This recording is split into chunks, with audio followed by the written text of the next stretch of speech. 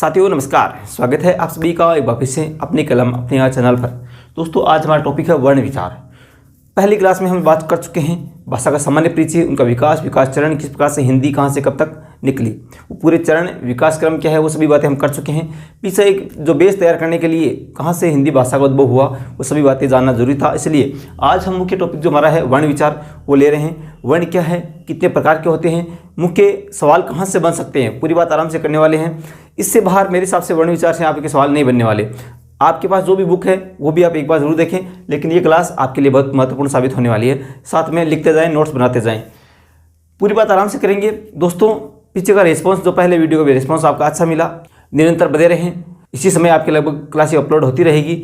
दोस्तों एक बार सभी दोस्तों से रिक्वेस्ट है कि शेयर कर दें। जितने भी आप ग्रुप में जुड़े हैं, अपने दोस्त भाई बहन जो भी हैं उन तक शेयर करें।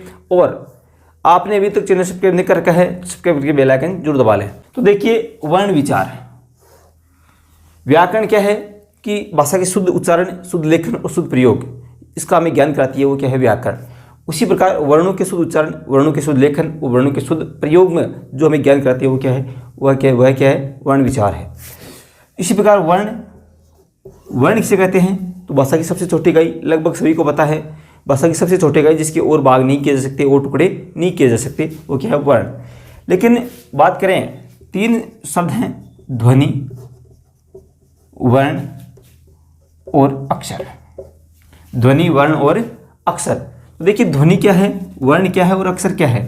ध्वनि भाषा की वह सबसे छोटी मौखिक इकाई, भाषा की वह सबसे छोटी मौखिक इकाई जिसके और भाग नहीं किए जा सकते। देखिए जिसे मैं अभी बोल रहा हूँ, क्या कर रहा हूँ, ए बोल रहा हूँ, क्या बोल रहा हूँ, च बोल रहा हूँ, ट बोल रहा हूँ। तो ये जो बोलने की ध्वनि दोस्तों वह है, जानवर बोलते हैं तो वह भी ध्वनि होती है।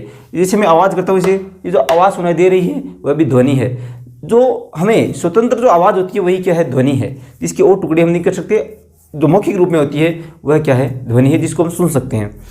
ये तो बात होगी ध्वनि। लेकिन वर्ण, जैसे मैं बोल रहा हूँ क, इस क को यदि मैं यहाँ पे लिख दूँ तो क्या हो गया, ये क्या हो गया, वर्ण हो गया। क्या हो गया, वर्ण हो गया। इसी ए को मैं यहाँ पे लिख दूँ तो ये क्या हो गया, वर्ण हो गया। अब देखिए एक होता है अक्षर। ये अक्षर क्या होता है, वर्ण अक्षर, इन सभी को बातें हैं लगभग समान देखने को मिलती है। हमें ऐसा लगता है कि तीनों समान है, लेकिन देखिए अक्षर हम वर्णों को कह सकते हैं। वर्ण जितने भी हैं, ए, क, च, ट, त, वो सभी क्या है, वर्ण है, वो अक्षर भी हैं। सभी वर्ण क्या है, वो अक्षर भी है। लेकिन एक तो वर्ण हो गए, वो सभी हैं अक्षर।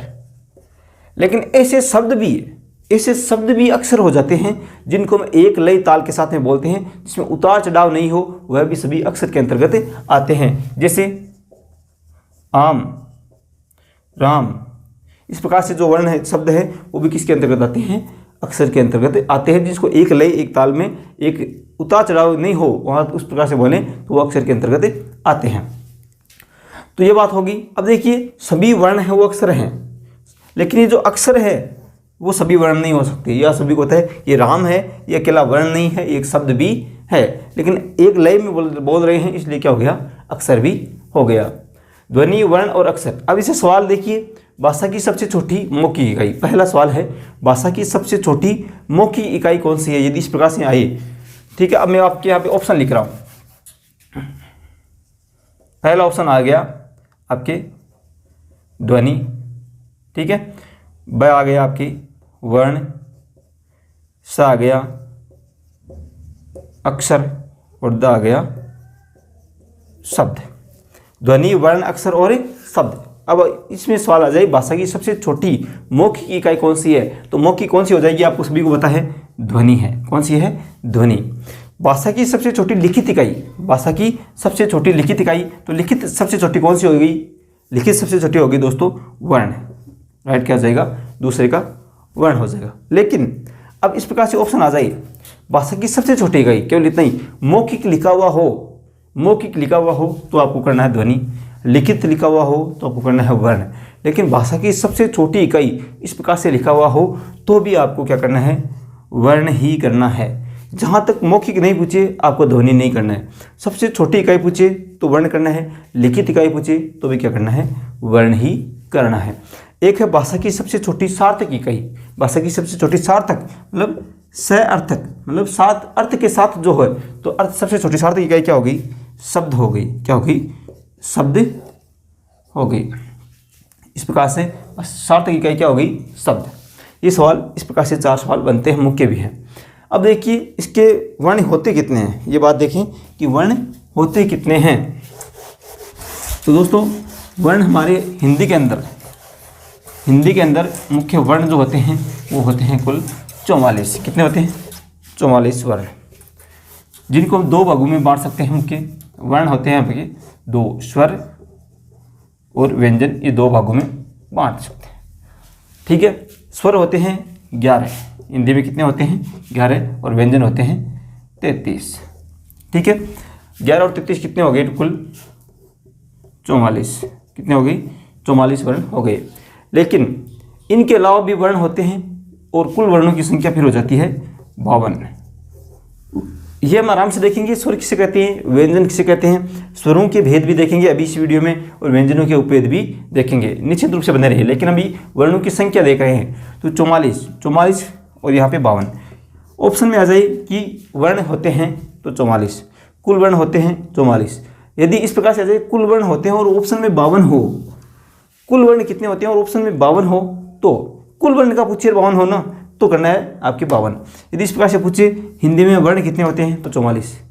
और यदि ऑप्शन में 52 नहीं हो और इस प्रकार से आ जाए हिंदी में कुल वर्ण कितने होते हैं, तो 44। लेकिन इस प्रकार से आ जाए हिंदी में कुल वर्ण होते हैं और फिर ऑप्शन में 52 भी हो, तो आपको 52 करना है। अब ये 44 तो हो गए। देखिए 11 स्वर हो गए और व्यंजन हो गए 33। अब स्वर कौन कौन सी भी वो बात आराम से हम बाद में देखेंगे अभी, लेकिन कुल वर्णों की बात कर लें। स्वर 11 और व्यंजन 33। इसके अलावा 4 संयुक्त वर्ण होते हैं। 4 संयुक्त वर्ण कौन से होते हैं? संयुक्त वर्ण कौन कौन से हो गए? देखिए एक तो होता है क्ष, त्रय, गे, श्रय। अब देखिए क्ष, ये संयुक्त वर्ण क्यों होता है कि 2 या 2 से अधिक वर्णों से मिलकर बना होता है। क्ष किससे बनता होता है? क, स, ठीक है, और ए। इस प्रकार से ये बताओ क्या होता है? क्ष बना होता है। त्रय किससे बना होता है? त, र, ए। इस प्रकार से बना होता है। गे है, ये किससे बना होता है? ज, ये याद रखना, ज होता है इसमें, है ना, ज, ये और ए, ज, ये और ए। श्रय किससे बना होता है? स, र और ए। इस प्रकार से ये बने हुए होते हैं। तो क्षत्र, गे, श्रय ये कितने हो गई? 44 और 4 कितने हो गई? कुल वर्ण। ये यहाँ पे आ गई 44, फिर 4 आगे हो गई संयुक्त। ठीक है, इसके अलावा 2 होते हैं आपकी अयोगवाह। क्या होते हैं? अयोगवाह। पहला होता है अनुस्वार, इनको अयोगवाह कहते हैं। अनुस्वार क्या कहते हैं? अयोगवाह कहते हैं। अनुस्वार एक होता है विसर्ग। क्या होता है? विसर्ग। अनुस्वार जो एक बिंदु ऊपर लगती है, जिसे हम बोलते हैं संघ। ये जो ऊपर बिंदु लगाती है वो क्या कहलाती है? अनुस्वार कहलाती है। तो वो क्या है, उसे क्या कहते हैं? अनुस्वार को अयोगवाह है। एक तो ये हो गया, और एक होता है विसर्ग, जैसे आता है दुख, अतः, इस प्रकार से वो क्या होता है? विसर्ग, और ये अयोगवाह है। ये आप छोटी मोटी बातें आप सभी को पता है, लेकिन यहाँ पे बताना जरूरी भी है। कोई भी सवाल आपके रहना नहीं चाहिए। तो 44, 4 और ये 2 और हो गए। इसके अलावा 2 वर्ण और होते हैं, वो होते हैं आपके उत्क्षिप्त। क्या होते हैं? उत्क्षिप्त वर्ण। उत्क्षिप्त वर्ण कौन से होते हैं दोस्तों? आपने देखा होगा, एक तो होता है सड़क वाला, ठीक है, ड़, और एक होता है ये जो इस प्रकार से ढाट है। तो 2 उत्क्षिप्त वर्ण होते हैं। जैसे हम लिखते हैं क, ख, ग, घ और अंग, उसमें होता है अंग होता है, उसमें यह बिंदी साइड में लगती है और इसमें बिंदी नीचे लगती है। तो ड़ और ढ ये हो गए 2, तो कुल मिलाकर कितने हो गए? 52 वर्ण हो गए। अब देखते हैं हम अलग अलग स्वर क्या है, स्वर के भेद, व्यंजन क्या है, व्यंजन के भेद। पूरी बात आराम से कर रहे हैं। तो पहले लेते हैं हम स्वरों को। तो देखिए अब बात करते हैं स्वर क्या है और कितने प्रकार के होते हैं, कौन कौन से होते हैं। देखिए स्वर वे होते हैं जो फेफड़ों से निकली हुई प्राणवायु है वो मुख में बिना रुकावट के सीधे बाहर निकल जाती है, और जिनके स्वरों के उच्चारण के लिए अन्य वर्ण की सहायता नहीं पड़ती है, केवल अकेले स्वर अपने आप में बोले जा सकते हैं, वे क्या है? स्वर हैं। स्वर कौन कौन से हैं, कितने होते हैं, हमें बात कर चुके हैं 11। कितने होते हैं स्वर? 11 होते हैं। तो अब कौन कौन से हैं देखिए, हिंदी में स्वर की बात करें, ए, आ, ई, ई, उ, री, ए, ऐ, ओ, औ। ये हो गई 11 स्वर। अब इनको बांटे। तो देखिए उच्चारण के जब हम उच्चारण करते हैं तो उसमें जो समय लगता है उसके आधार पर हम इसको 3 भागों में बांट सकते हैं। संस्कृत के आधार पर लेके चलें तो 3 भागों में बांट सकते हैं, ऋस्व, दीर्घ और प्लुत। इसमें हम तीनों रख सकते हैं। वैसे मुख्य जो होता है वो ऋस्व और दीर्घ के अंतर्गत आ जाता है। प्लुत तो सभी वर्ण है, जो सभी स्वर है वो प्लुत अपने आप में होते हैं। सभी स्वर जो हैं वो प्लुत होते हैं, उसमें 3 मात्रा लगभग समय लगता है। तो देखिए मुख्य बात हम करेंगे ऋस्व और दीर्घ की। अभी हम बात करें पहला उच्चारण में जो समय लगता है उसके आधार पर। तो देखिए मुख्य दो बातें करते हैं हम, 2 भागों में बांट लेते हैं इसको। एक तो होता है पहला ऋस्व, एक होता है दीर्घ। ऋस्व को हम लघु भी कहते हैं, इसको हम गुरु भी कह सकते हैं, इसको एकमात्रिक कह सकते हैं, इसको द्विमात्रिक कह सकते हैं, इसको मूल स्वर कह सकते हैं, इसको संयुक्त स्वर भी कह सकते हैं। ये कहीं से भी सवाल बन सकते हैं, ये इनके अलग अलग नाम है। तो देखिए मूल स्वर ऋस्व, लघु, एकमात्रिक कौन कौन से हैं? तो अ, ई, उ और री, ये मूल स्वर या लघु स्वर ऋस्व स्वर हैं। और संयुक्त कौन कौन से बच गए? जो बचे 11 में से वो कितने कौन से हो गए? दीर्घ स्वर हो गए। जैसे अ के बाद में आ, दीर्घ ई, दीर्घ उ, ए, ऐ, ओ और औ। इस प्रकार से कितने हो गए? 4 और 7 11 स्वर हो गए। तो इस प्रकार से ऋस्व ये हो गई और ये दीर्घ हो गए। इसमें हम यदि बात करें प्लुत की, ठीक है, तो जहाँ पर इसमें उच्चारण में 1 मात्रा का समय लगता है जैसे ए, इसमें 2 मात्रा का समय लगता है आ, ठीक है। इसमें 3 मात्रा का समय प्लुत में आ, इसमें हम ये चिन्ह लगाते हैं, ठीक है। जैसे हम बोलते हैं ओम, ठीक है, इस प्रकार से। तो ये तो बात हो गई स्वरों का पहला प्रकार, उच्चारण समय के आधार पर, उच्चारण में जो समय लगता है उसके आधार पर। उच्चारण के आधार पर केवल हम देखें, उच्चारण के आधार पर ही देखें तो कितने प्रकार के होते हैं? तो उच्चारण के आधार पर देखिए दोस्तों, होते हैं 2 प्रकार के। एक होता है अनुनासिक, ठीक है, एक होता है निरनुनासिक। अनुनासिक और निरनुनासिक। अनुनासिक में कौन से स्वर आते हैं?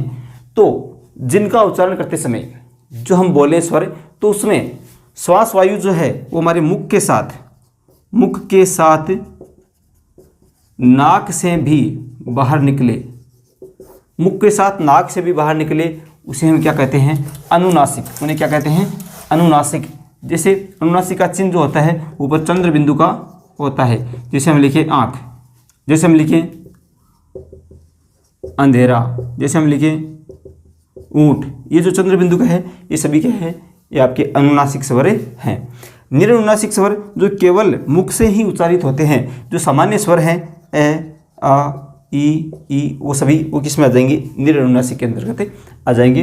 दोस्तों इस प्रकार से ये स्वरों का वर्गीकरण नोट कर लेना साथ साथ में। अभी हम आगे और देखेंगे उच्चारण स्थान के आधार पर स्वर और व्यंजनों का वर्गीकरण देखेंगे। प्रयत्न के आधार पर उच्चारण जो स्वरों का और व्यंजनों का वर्गीकरण वो देखेंगे। वो अलग वीडियो में, अलग अलग वीडियो के माध्यम से देखेंगे। अलग वीडियो, नेक्स्ट वीडियो जाने वाला है, नेक्स्ट क्लास जो आएगी वो इसी प्रकार की आएगी कि उच्चारण स्थान के आधार पर स्वर और प्रयत्न के आधार पर स्वर और व्यंजन, इस प्रकार से। अब देखिए स्वर की बात होगी, 11 वर्ण, 11 स्वर होते हैं। और अब बात कर लेते हैं हम व्यंजन की। व्यंजन कितने प्रकार के होते हैं और व्यंजन कहते किसे हैं? तो देखिए व्यंजन आप सभी को पता है, व्यंजन कितने होते हैं? 33। स्वर किसे कहते हैं? जो प्राणवायु मुख में बिना रुके बाहर निकल जाती है और अन्य वर्ण की उसमें उच्चारण के लिए सहायता नहीं ली जाती, वो क्या कहलाते हैं? स्वर कहलाते हैं।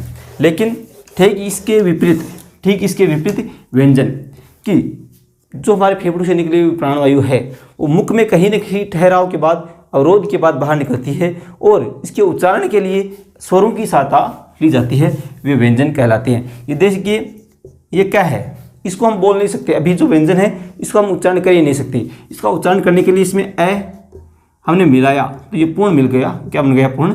ये क्या बन गया? ठीक है, इस प्रकार से क्या बना। और इसमें क्या के अंदर आ की मात्रा मिलाई तो ये का बन गया। उसका उच्चारण के लिए हमें स्वरों की सहायता पड़ती है, वही क्या है? व्यंजन। व्यंजनों का वर्गीकरण करें तो मुख्य व्यंजनों का वर्गीकरण है वो 3 प्रकार से किया जाता है। देखिए पहला है स्पर्श व्यंजन, ठीक है। पहला कौन सा है? स्पर्श व्यंजन। दूसरा अंतस्थ व्यंजन और तीसरा ऊष्म व्यंजन। स्पर्श व्यंजन कौन से हैं? स्पर्श व्यंजन कैसे लेकर मैं तक, जो हमारे वर्ग होते हैं 5, एक वर्ग में 5 वर्ण होते हैं। क वाली लाइन जो होती है, च वाली लाइन, ट, त और प, ठीक है। ये 5 लाइन जो है कैसे लेकर मैं तक जो वर्ण हैं किसमें आते हैं? स्पर्श में। जैसे क वर्ग की बात करें, क वर्ग में कौन कौन से आते हैं? क, ख, ग, घ और अंग। इस प्रकार से ये 5 वर्ण आ गए। इसी प्रकार च वर्ग, ट वर्ग, त वर्ग और प वर्ग। तो ये हो गए स्पर्श व्यंजन। कितने हो गए? कुल 5 लाइनें हैं और 5 में 5 वर्ण हैं, तो कितने हो गए? 25 व्यंजन हो गए। स्पर्श को हम वर्गीय व्यंजन भी कहते हैं। क्या कहते हैं? वर्गीय व्यंजन भी कहते हैं, तो याद रखना। अंतस्थ कौन से होते हैं? अंतस्थ होते हैं दोस्तों, जो स्पर्श की बात करें तो स्पर्श क्या है? जो हमारे मुख्य उच्चारण स्थान जो हैं, ओष्ठ हैं, मूर्धा है, तालु है, इससे स्पर्श करके जो हवा बाहर निकलती है वो कौन से हो गए? स्पर्शी व्यंजन। अंतस्थ जो न तो पूर्ण रूप से व्यंजन है न पूर्ण रूप से स्वर है, और जो व्यंजन उस स्वरों के बीच के स्थित हैं, अंतस्थ बीच में स्थित हैं, उनके कहते हैं अंतस्थ व्यंजन। ये र, ल और व, ये कौन से हैं? अंतस्थ व्यंजन हैं। ये कितने हो गए? 4। इसके बाद ऊष्म व्यंजन। ऊष्म व्यंजन क्या है? जो हमारे मुख में घर्षण के बाद, ऊष्मा पैदा करने के बाद बाहर निकलते हैं। जिस वर्णों का उच्चारण करते समय हमारे मुख में ऊष्मा पैदा होती है, जो हवा है, वो प्राणवायु है, वह गर्म हो जाती है, उसी प्रकार उसको कहते हैं ऊष्म। जिसे आप स बोलकर देखिए, स और है, ये सभी वर्ण जब बोलते हैं तो ऊष्मा पैदा होती है, तो इन्हें कहते हैं ऊष्म। स और है, ये 4 कौन से होते हैं? ऊष्म व्यंजन होते हैं। तो कितने हो गए कुल? 25, 4, 4, तो कितने हो गए? 33 व्यंजन हो गए। अब देखिए इसके अलावा हमने बात कर ली है 4 संयुक्त और होते हैं। इसमें कौन से होते हैं? 4 संयुक्त कौन से होते हैं? क्ष, त्र, ज और स्वर, ये 4 संयुक्त व्यंजन भी होते हैं। तो इस प्रकार से ये थी स्वर और व्यंजनों की बात। लगभग ऊपरी पूरी बात कर चुके हैं। यहीं से लगभग आपके सवाल देखने को मिल जाएगा।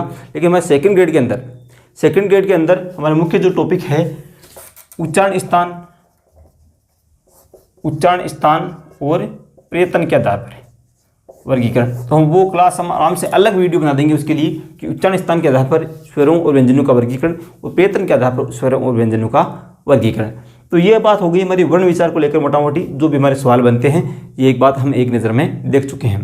तो नेक्स्ट वीडियो में हम बात करेंगे उच्चारण स्थान के आधार पर और प्रयत्न के आधार पर। नेक्स्ट वीडियो में हम बात करने वाले हैं व्यंजनों की और स्वरों की, मतलब वर्णों की, वर्ण विचार की। तो दोस्तों आशा करता हूँ पसंद आए तो लाइक, शेयर और सब्सक्राइब जरूर करें। इसी प्रकार आपका प्यार, विश्वास, स्नेह बने रहें अपने साथ, और अपने साथियों को भी जोड़ें। टेलीग्राम ग्रुप ज्वाइन नहीं किया तो ज्वाइन कर लेना। अपनी कलम अपने नाम से है, वहाँ पे जाकर सर्च करें अपनी कलम अपनी आवाज़, ये आपको टेलीग्राम पे जाकर सर्च करना है। पहले कमेंट में लिंक दिया हुआ है, वहाँ से ज्वाइन कर सकते हैं टेलीग्राम ग्रुप।